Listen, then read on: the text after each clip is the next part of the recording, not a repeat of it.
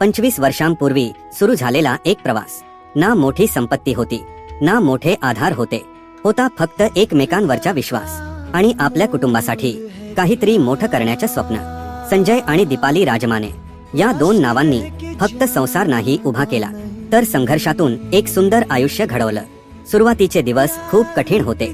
गरिबी होती, अडचणी होत्या, पण हार मानणं त्यांना कधीच जमत नव्हतं. ओम लहानपणापासून शिक्षणासाठी मामाकडे राहिलो. आईच्या मायेपासून, बाबांच्या सहवासापासून खूप दूर. वैष्णवी आई सोबत गावात वाढत होती आणि बाबा मुंबईत एकटे. आमच्या भविष्यासाठी, आमच्या स्वप्नांसाठी दिवसरात्र झटत होते. आम्ही एकाच कुटुंबाचे होतो, पण परिस्थिती अशी होती की एकत्र राहण्याचे क्षण खूप कमी मिळाले. अगदी एकाच ताटात बसून संपूर्ण कुटुंबाने मनसोक्त जेवण करण्याचं सुख सुद्धा फार कमी वेळा मिळालं. पण आमच्या स्वप्नांना कधी भूक लागली नाही, कारण बाबा स्वतः उपाशी राहूनही आमच्या भविष्याची भूक भागवत होते.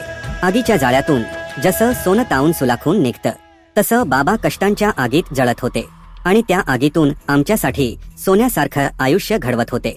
आईने प्रत्येक संकट हसत स्वीकारलं, स्वतःच्या डोळ्यातील अश्रू लपवून आमच्या चेहऱ्यावर हसू जपलं. ती फक्त आई नव्हती, ती आमच्या घराचा आधारस्तंभ होती आणि बाबांच्या संघर्षामागची सर्वात मोठी ताकद होती.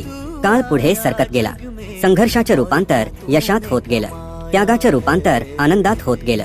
आणि आज ज्या घरात कधी अडचणी होत्या, त्या घरात आज सुख, समाधान आणि आनंद नांदतो आहे. आज आम्ही जे काही आहोत, जिथे कुठे आहोत, ते फक्त आणि फक्त आई बाबांच्या त्यागामुळे, त्यांच्या कष्टामुळे, त्यांच्या प्रेमामुळे. आई बाबा, तुम्ही आमच्यासाठी फक्त आई वडील नाही, तुम्ही आमच्या आयुष्याचे खरे हिरो आहात. तुमच्या घामाच्या प्रत्येक थेंबाला आणि तुमच्या त्यागाच्या प्रत्येक क्षणाला आमचा मनापासून सलाम.